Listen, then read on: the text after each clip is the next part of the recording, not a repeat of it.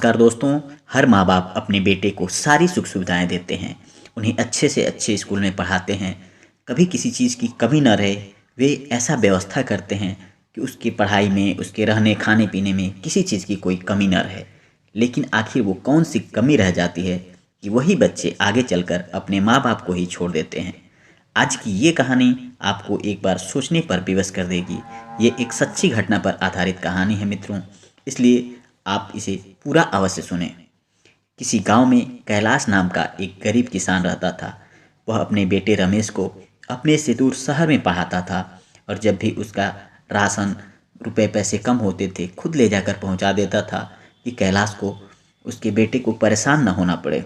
धीरे धीरे रमेश की पढ़ाई पूरी हुई और वहीं शहर में उसे एक बैंक में मैनेजर की नौकरी मिल गई।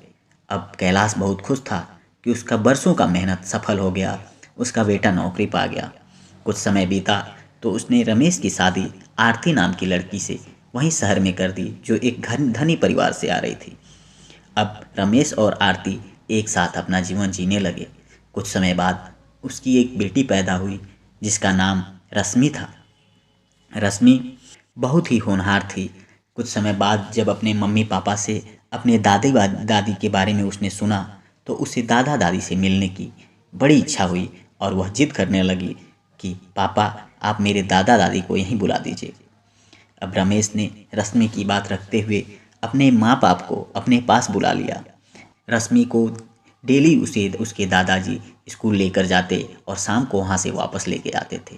धीरे धीरे समय बीतता गया और ये सब चीज़ें आरती को बहुत खलता था, क्योंकि रमेश की जो पत्नी थी वो नहीं चाहती थी कि उसके सास ससुर उसके साथ रहें।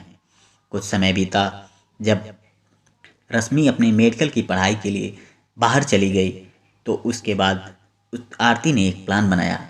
उसने कहा कि देखो, तुम्हारे माँ बाप को मैं और नहीं झेल सकती, तुम एक काम करो, इन्हें ले जाकर घर छोड़ाओ। ये यहाँ पे रहेंगे तो हम लोग का खर्चा बढ़ता ही जा रहा है। रमेश ने कहा, अच्छा ठीक है, जैसे ही छुट्टी मिलता है मैं ले जाकर गाँव छोड़ आऊँगा। आरती बोली, नहीं, अब मैं एक दिन और बर्दाश्त नहीं कर पाऊँगी, आज ही मैं इन्हें शहर में ले जाकर छोड़ आती हूँ। रमेश पत्नी से दबा हुआ इंसान था। वह आरती की बातों में आ गया और कहा, तुम्हें जो अच्छा लगता है कर लो, मैं कुछ नहीं करूँगा। आरती ने कैलाश से बोला, आप लोगों का तबीयत हमेशा ख़राब रहता है, चलिए आप लोगों को अच्छे से चेकअप करा देती हूँ, जिससे कि जो बीमारियाँ होंगी उसका इलाज हो जाएगा, आप ठीक हो जाएंगे। ऐसे बहला फुसला कर आरती अपने सास ससुर को ले जाकर एक बड़े हॉस्पिटल में बैठा दी और वहाँ से गायब हो गई। बेचारे बूढ़े माँ बाप सुबह से शाम तक देखते रहे कि अब कोई डॉक्टर आता है उन्हें चेक करने के लिए, अब कोई आता है, लेकिन जब कोई नहीं आया और आरती का भी पता नहीं लगा तो वे समझ गए कि लग रहा है कि मेरी बहू किसी ज़रूरी काम से चली गई है।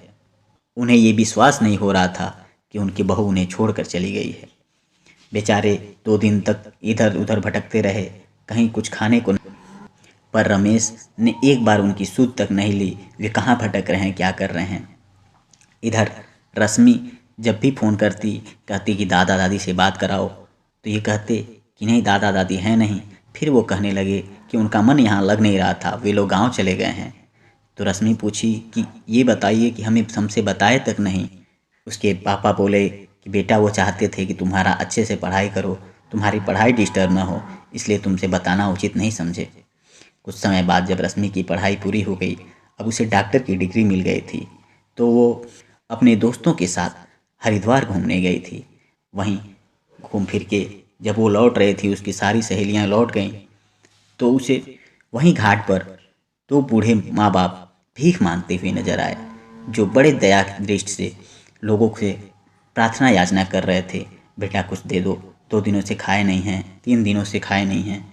रश्मि एक बार उन लोगों में देखी तो उसमें उसके दादा दादी की शक्ल नजर आई। फिर वो सोची, नहीं, वो तो गांव हैं, वो यहाँ कहाँ नजर आएंगे।